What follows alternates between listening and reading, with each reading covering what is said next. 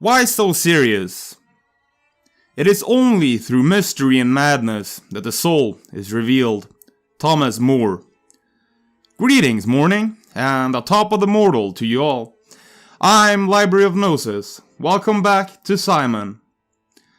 Divine madness, also known as Theia Mania and crazy wisdom, refers to unconventional, outrageous, unexpected, or unpredictable behavior linked to religious or spiritual pursuits.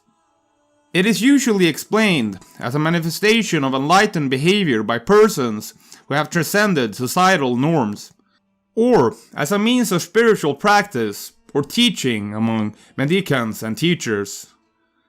These behaviors may seem to be symptoms of mental illness to mainstream society, but are a form of religious ecstasy, or deliberate, strategic, purposeful activity by highly self-aware individuals making strategic use of the theme of madness in the construction of their public personas.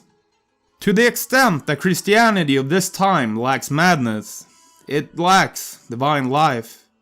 Take note of what the ancients taught us in images. Madness is divine. But because the ancients lived this imagery concretely in events, it became a deception for us, since we became masters of the reality of the world. Carl Jung, The Red Book. According to June McDaniel and other scholars, divine madness is found in the history and practices of many cultures, and may reflect religious ecstasy or expression of divine love. It is not the ordinary form of madness, but a behavior that is consistent with the premise of a spiritual path or a form of complete absorption in God. George Feuerstein lists the 9th century Zen poet Hanshan as having divine madness, explaining that when people would ask him about Zen, he would only laugh hysterically. The 15th century Zen master Ikuyu used to run around his town with a human skeleton, spreading the message of the impermanence of life and the grim certainty of death. According to Feuerstein, similar forms of abnormal social behavior and holy madness is found in the history of the Christian saint Isadora. Saint Isadora was a Christian nun and a saint of the 4th century AD. She is considered among the earliest fools for Christ. Foolishness for Christ refers to behavior such as giving up all one's worldly possessions upon joining an ascetic order or religious life, or deliberately flouting society's conventions to serve a religious purpose, particularly of Christianity. Such individuals have historically been known as both quote-unquote holy fools and blessed fools. The term fool connotes what is perceived as feeble-mindedness, and blessed or holy refers to innocence in the eyes of God. The term fool for Christ derives from the writing of St. Paul. Fools for Christ often employ shocking and unconventional behavior to challenge accepted norms, deliver prophecies, or to mask their piety. Certain prophets of the Old Testament who exhibited signs of strange behavior are considered by some scholars to be the predecessors to fools for Christ. The prophet Isaiah walked naked and barefoot for about 3 years, predicting a forthcoming captivity in Egypt. The prophet Ezekiel lay before a stone, which symbolized beleaguered Jerusalem. And though God instructed him to eat bread baked on human waste, ultimately he asked to use cow dung instead. Quote, "And you shall eat the food as you would a barley cake, after you bake it over dried human excrement in the sight of the people." Then the Lord said, "This is how Israelites will eat their defiled bread among the nations to which I will banish them." "Ah, Lord God," I said, "I have never defiled myself. From my youth until now, I have not eaten anything found dead or mauled by wild beasts. No unclean meat has ever entered my mouth." "Look," he replied, "I will let you use cow dung instead of human excrement, and you may bake your bread over that." End quote. This is probably one of the most bizarre Bible quotes I have ever read. By the opinion of certain scholars, these prophets were not counted as fools by the contemporaries, as they just carried out separate actions to attract people's attention and to awaken their repentance. According to Christian ideals, foolishness included consistent rejection of worldly cares and imitating Christ, who endured mockery and humiliation from the crowd. The spiritual meaning of foolishness from the early ages of Christianity was close to unacceptance of common social rules, of hypocrisy, brutality, and thirst for power and gains. By the words of Anthony the Great, quote, "Here comes the time when people will behave like madmen, and if they see anybody who does not behave like them, they will rebel against him and say, 'You are mad,' because he is not like them." End quote. Part of the biblical basis for it can be seen in the words of Apostle Paul in 1 Corinthians 4:10. "We are fools for Christ's sake, but ye are wise in Christ. We are weak, but ye are strong. Ye are honorable, but we are despised." And also, "For the wisdom of this world is foolishness in God's sight. As it is written, He catcheth the wise in their craftiness." 1 Corinthians 3:19. "For the message of the cross is foolishness to those who are perishing, but to us who are being saved it is the power of God." 1 Corinthians 1:18. "For since in the wisdom of God the world through his wisdom did not know him, God was pleased through the foolishness of what he preached to save those who believe." 1 Corinthians 1:21. The story of the temptation clearly reveals the nature of the psychic power with which Jesus came into collision. It was the power-intoxicated devil of the prevailing Caesarean psychology that led him into dire temptation in the wilderness. This devil was the objective psyche that held all the people of the Roman Empire under its sway, and that is why it promised Jesus all the kingdoms of the earth, as if it were trying to make a Kaiser of him. Obeying the inner call of his vocation, Jesus voluntarily exposed himself to the assaults of the imperialistic madness that filled everyone, conqueror and conquered alike. In this way, he recognized the nature of the objective psyche which had plunged the whole world into misery, and had begun a yearning for salvation that found expression even in the pagan poets. Far from suppressing or allowing himself to be suppressed by this psychic onslaught, he let it act on him consciously and assimilated it. Thus was world-conquering Caesarean transformed into spiritual kingship, and the Roman Empire into the universal kingdom of God that was not of this world. Carl Jung. In his book Holy Fools in Byzantium and Beyond, Ivanov described holy fool as a term for a person who quote-unquote feigns insanity, pretends to be foolish, or who provokes shock or outrage by his deliberate unruliness. He explained that such conduct qualifies as holy foolery only if the audience believes that the individual is sane, moral, and pious. The Eastern Orthodox Church holds that holy fools voluntarily take up the guise of insanity in order to conceal their perfection from the world, and thus avoid praise. Some characteristics that were commonly seen in holy fools were going around half naked, being homeless, speaking in riddles, believing to be clairvoyant, and a prophet, and occasionally being disruptive and challenging to the point of seeming immoral, though always to make a point.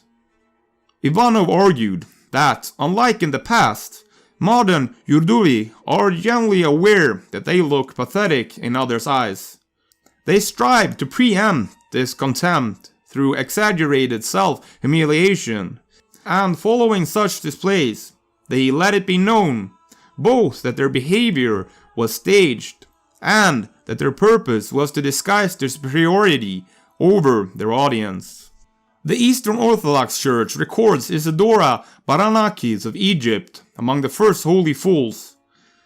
While very little is known of Isidora's life, she is remembered for her exemplification of the writing of St. Paul, that whosoever of you believe that he is wise by the measure of this world, may he become a fool, so as to become truly wise. The story of Isidora effectively highlights the Christian ideal that recognition or glory from man is second to one's action being seen by God, even if that means one's actions or one's self remains unknown or misunderstood. This ideal was extremely important to the early desert fathers and mothers who recorded Isidora's story. Referenced in all accounts of Isidora is that her madness or possession was feigned or a matter of pretend. The implication being that Isidora's commitment to her faith led her to outwardly act as an afflicted person, keeping her true intentions to herself, while inwardly her suffering for the sake of being a fool became an act of worship. At the time Isidora lived at the monastery, it is believed that about 400 women lived and worked there, devoting themselves to monastic life. As a part of the community at the monastery, Isidora remained a type of outsider, known to wander about the kitchen, focused on doing every type of menial job to be found. She was commonly referred to as the monastery sponge, referring to the fact that she occupied herself by doing the dirtiest of jobs at the monastery. While it was said that Isidora was tonsured, shaved for religious devotion when joining the monastery, she stood apart from the other sisters by wearing a rag, most likely a dish towel from the kitchen, on her head. Palladius writes that Isidora was detested to the point that the other sisters would not eat with her, something she purportedly preferred. It was noted that none of the 400 sisters ever saw Isidora chewing or eating a formal meal during the years of her life. Rather, Palladius writes, quote, "She never sat at a table, nor partook of a piece of bread, but, wiping up the crumbs from the tables, and washing the kitchen pots, she was content with what she got in this way." End quote. Suggesting that Isidora subsisted mainly on crumbs left behind from the other sisters, and the dishwater she used for cleaning. However, the term holy fool was not popularized until the coming of Simeon of Emesa, who is considered to be a patron saint of holy fools. One of the more recent works in theology is Fools for Christ by Yaroslav Pelikan.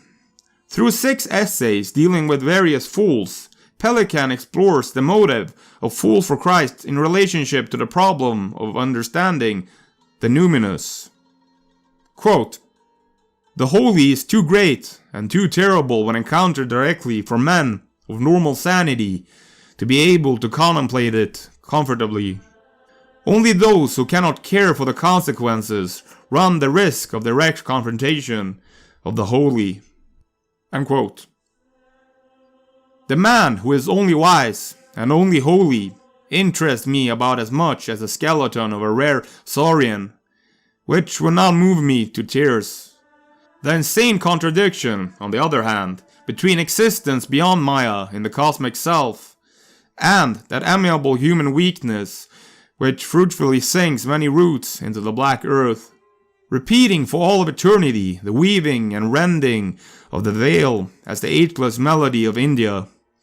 This contradiction fascinates me, for how else can one perceive the light without the shadow, hear the silence without the noise, attain wisdom without foolishness? Carl Jung. Another fool for Christ is Grisha in Tolstoy's childhood, boyhood, youth. Collis and Dewey described Grisha as follows, quote, "He was an awesome figure, emaciated, barefoot, and in rags, with eyes that quote-unquote looked right through you, and long, shaggy hair. He always wore chains around his neck. Neighborhood children would sometimes run after him, laughing and calling out his name. Older persons, as a rule, viewed Grisha with respect and a little fear, especially when he suffered one of his periodic seizures, when he began to shout and rant. At such times, adult bystanders would crowd around and listen, for they believed that the Holy Spirit was working through him. Theia Mania is a term used by Plato in his dialogue, Pedrius, to describe a condition of divine madness. Unusual behavior attributed to the intervention of a god. In this work, dating from around 370 BC, the Socrates character argues that madness is not necessarily an evil, claiming that, quote, the greatest of blessings come to us through madness, when it is sent as a gift of the gods, end quote. Socrates described 4 types of divine madness: the prophetic frenzy of the oracle of Delphi and the priestess of Dodona, the gift of Apollo, the mystical revelations and initiations, which provide a way of release for those in need, the gift of Gnosis, poetic inspiration, the gift of muses, and finally, the madness of lovers, the gift of Aphrodite and Eros. One well-known manifestation of divine madness in ancient Greece was in the cult of the Mandeans, the female followers of Dionysus. Aristotle made a famous comment about madness: no great mind has ever existed without a touch of madness. The 6th century Saint Simeon, sage Feuerstein, simulated insanity with skill. Simon found a dead dog, tied a cord to the corpse's leg, and dragged it through the town, outraging people. To Simeon, the dead dog represented a form of baggage people carry in their spiritual life. He would enter the local church and throw nuts at the congregation during liturgy, which he later explained to his friend that he was denouncing the hypocrisy in worldly acts and prayers. Michael Andrew Screech states that the interpretation of madness in Christianity is adopted from the Platonic belief that madness comes in 2 forms, bad and good, depending on the assumption about the normal by the majority. They called me mad, and I called them mad, and damn them, they outvoted me. Nathaniel Lee. Early Christians cherished madness and being called mad by non-Christians. To them, it was glossolalia or the tongue of angels. Christ's behavior and teachings were blasphemous madness in his time, according to Simeon Podemore. Christ's madness served to sanctify blasphemous madness. Religious ecstasy type madness was interpreted as good by early Christians in the Platonic sense. Yet, as Greek philosophy went out of favor in Christian theology, so did these ideas. In the age of Renaissance, charismatic madness regained interest and popular imagination, as did the Platonic proposal of 4 types of good madness in a Christian theological context. These were interpreted in part as divine rapture, an escape from the restraint of society, and frenzy for freedom of the soul. In the 20th century, Pentecostalism has encouraged the practice of divine madness among its followers. According to Tanya Luhrmann, the associated hearing of spiritual voices may seem to be a mental illness to many people, but to the followers who shout and dance together as a crowd, it isn't. The followers believe that there is a long tradition in Christian spirituality where saints, such as Augustine, are stated to have had similar experiences of deliberate hallucinations and madness. And those who were seen dancing were thought to be insane by those who could not hear the music. Friedrich Nietzsche. Other adepts that have attained mad mental states, according to Feuerstein, include the masked and consecrated Sufis associated with Sath in parts of Pakistan, The behavior of eccentric fakirs dedicated to mystical devotionalism is considered as crazy holiness. In Somalia, according to Sheikh Abdi, Muhammad Abdullah Hassan, eccentric behavior and methods led to some colonial-era writers to call him Mad Mullah, crazy priest of Allah, and others. According to Sadek Rahimi, the Sufi description of divine madness in mystical union mirrors those associated with mental illness. He writes, quote, "The similarities between the Sufi formulation of divine madness and the folk experience of a psychosis are too clear and too frequent among the Turkish patients to be treated as coincidence."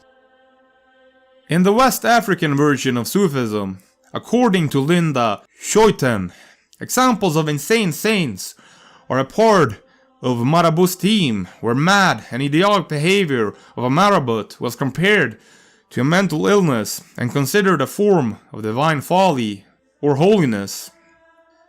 However, adds Schouten, Sufism has been accommodating of such divine madness behavior, unlike Orthodox Islam.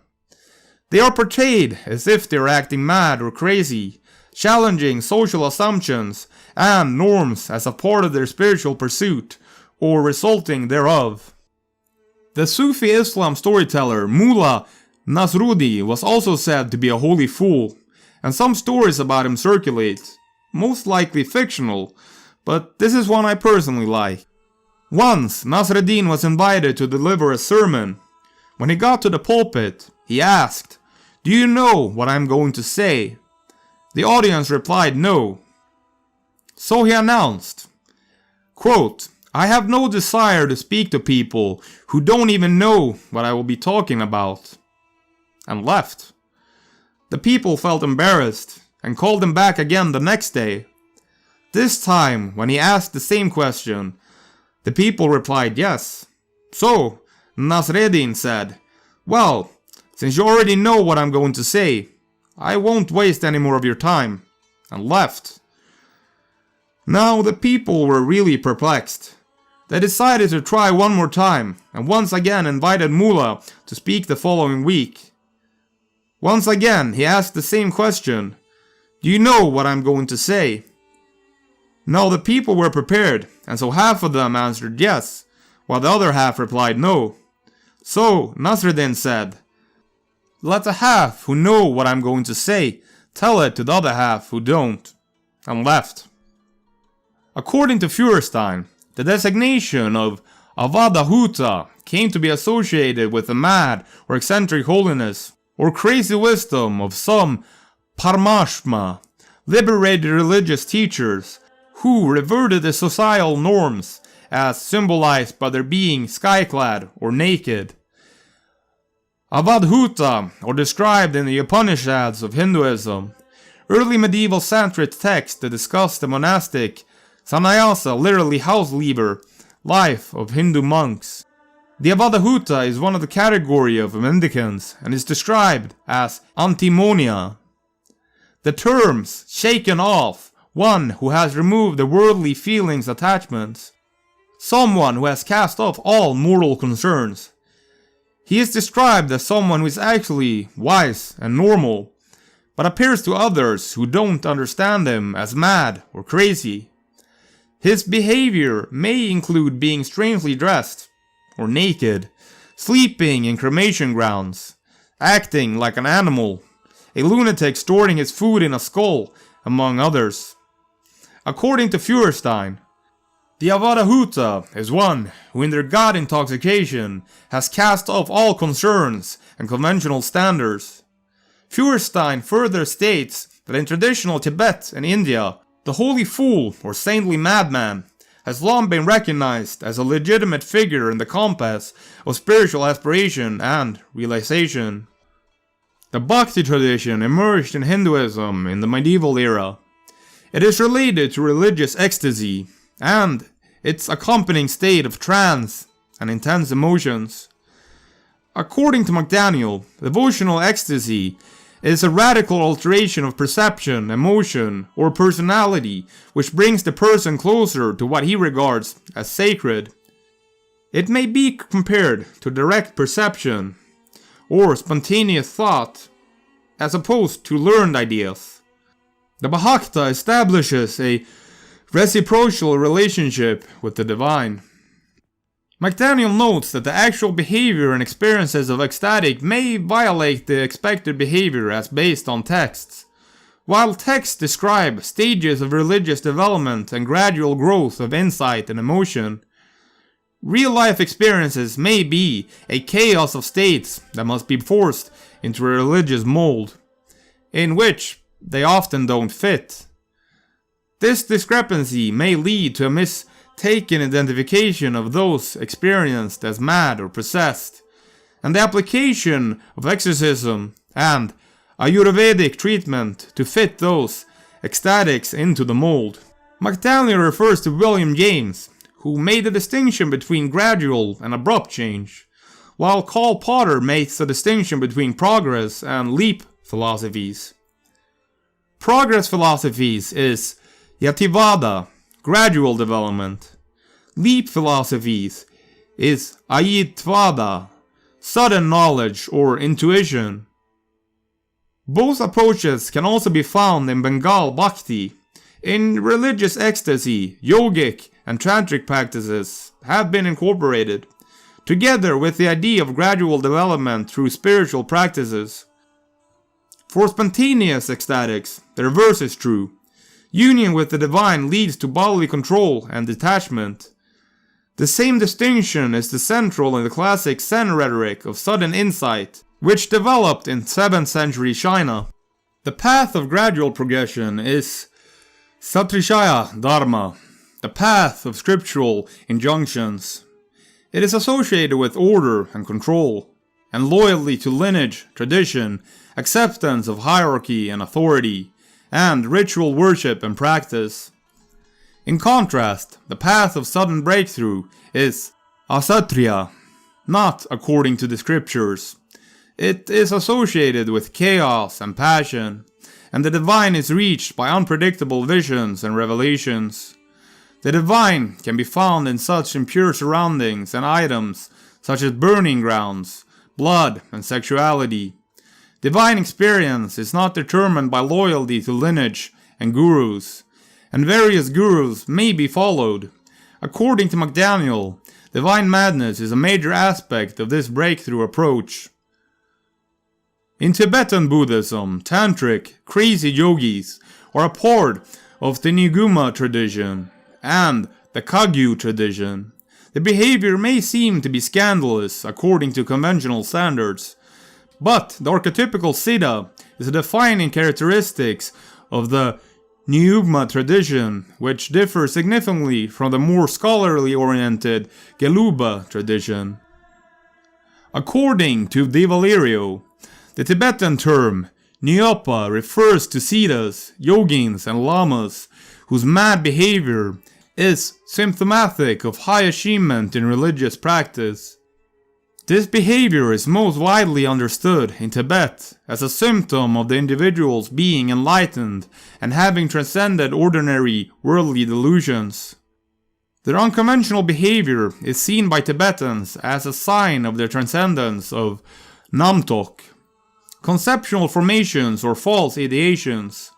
While their behavior may be seen as a repulsive form from a dualistic point of view, the enlightened view transcends the dualistic view of repulsive and non-repulsive.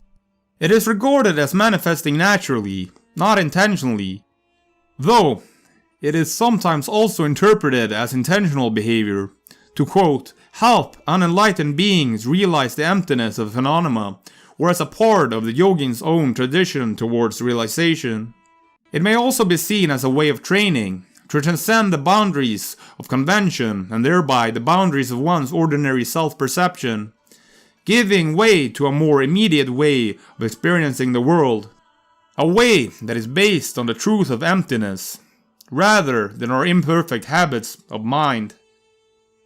According to De Valerio, the term Drupton Nyopa is regarded by Tibetans as an oxymoron, a contradiction in terms, and so, an insane person cannot be a siddha, and a siddha by definition cannot be insane, at least not in the medical understanding of madness. Di Valero also argues that their unconventional behavior is, quote, a strategic, purposeful activity, rather than being the byproduct of a state of enlightenment, and concludes that the holy madman tradition is constituted by highly self-aware individuals making strategic use of the theme of madness in the construction of their public personas. In some Buddhist literature, the phrase crazy wisdom is associated with the teaching methods of Shugoma Trungpa, himself an Iguma and Kagyu master, who popularized the notion with his adepts Keith Dowman and George Feuerstein.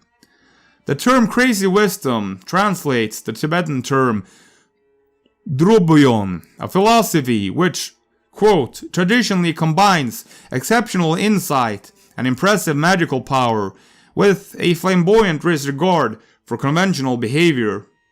In his book Crazy Wisdom, the Tibetan Tulku Shugoma Trungpa describes the phenomena as a process of inquiring and letting go of any hope for an answer. Quote, we go on deeper and deeper and deeper and deeper until we reach the point where there is no answer. At that point, we tend to give up hope of an answer, or of anything whatsoever, for that matter. This hopelessness is the essence of crazy wisdom. It is hopeless, utterly hopeless. Since Trungpa described crazy wisdom in various ways, Di Valerio has suggested that Trungpa did not have a fixed idea of crazy wisdom. According to Di Valerio, Keith Downwan's The Divine Madman, The Sublime Life and the Songs of Drukpa Kulni is the single most influential document in shaping how Euro-Americans have come to think about the Tibetan holy madman phenomena. Dalman's understanding of the holy madman is akin to the Tibetan interpretations, seeing the Tibetan holy madman as crazy by conventional standards, yet noting that compared to the Buddhist spiritual ideal, it is the vast majority of us who are insane. According to Feuerstein, who was influenced by Trungpa, divine madness is unconventional, outrageous, unexpected, or unpredictable behavior that is considered to be a manifestation of spiritual accomplishment. This includes archetypes like the holy fool and the tricksters. For those of you curious, I have made a video of the trickster archetype, if you missed it, card up top. Arthur Versulius notes that several or most of the teachers who are treated by Feuerstein as exemplary of divine madness or crazy wisdom are exemplary of immediatism. Those who include Adi Dutch, the teacher of Feuerstein. Ranesha, intermediatism refers to a religious assertion of spontaneous, direct, unmediated spiritual insight into reality, typically with little or no prior training, which some term enlightenment. Although immediatism has its roots in European culture and history as far back as Platonism, and also includes perennialism, Versulius points to Ralph Waldo Emerson's as its key ancestor, who emphasized the possibility of immediate, direct spiritual knowledge and power. According to Mircea Eliade, divine madness is a part of shamanism. I state that a pathologist or psychologist is likely to diagnose as a mental illness or aberrant psychological condition. However, state Eliade and Harry Ice, this would be a misdiagnosis because the shaman is in control of the mystic state, rather than the psychotic state being in control of him. A shaman predictably enters into the trance state with rituals such as music and dance, then comes out of it when he wants to. A mental illness lacks these characteristics. Further, at least to the participants, the shaman's actions and trance has meaning and power, either as a healer or in another spiritual sense. Entheogenic use is also common in shamanistic rituals. It is even believed that the Oracle of Delphi got her visions from hallucinogenic gas coming from underneath the temple. But I think I would like to cover shamanic drug use in a separate video. But drugs can be used to enter periods of madness, an unleashing of the human rationale, an embracing of a powerful force. Be silent and listen. Have you recognized your madness? And do you admit it? Have you noticed that all your foundations are completely mired in madness? Do you not want to recognize your madness and welcome it in a friendly manner? You want to accept everything, so accept madness too. Let the light of your madness shine, and it will suddenly dawn on you. Madness is not to be despised, not to be feared, but instead you should give it life. If you want to find path, you should also not spurn madness, since it makes up such a great part of your nature. Be glad that you can recognize it, for you will thus avoid becoming its victim. Madness is a special form of the spirit, and clings to all teachings and all philosophies, and even more to daily life, since life itself is full of craziness, and, at bottom, utterly illogical. Man strives towards reason only so he can make rules for himself. Life itself has no rules. That is its mystery and its unknown law. What you call knowledge is an attempt to impose something comprehensible on life. Carl Gustav Jung, The Red Book. I cannot help but look around at the world and perceive it as mad. But I'm a part of the world I inhabit, so from what objective perspective can I deem it as mad when I have no other reference point? What is madness? What is sanity? Why is it that this ailment of madness primarily seems to only affect humans? It is exceedingly rare to perceive an insane animal, and usually in those cases, there are biological reasons for it. No animals are practical, in the real sense of the word. Walt Whitman always envied animals, for they do not lay awake at night weeping for their sins. This peculiar facet of the knowledge of good and evil, right and wrong, seems to have left a deep psychological trauma upon the collective matrix of the human mind. Insanity is possession by an unconscious content which, as such, is not assimilated to the consciousness. Nor can it be assimilated, since the conscious mind has denied the existence of such contents. Carl Jung. This is how madness begins. This is madness. You cannot get conscious of the unconscious facts without giving yourself to them.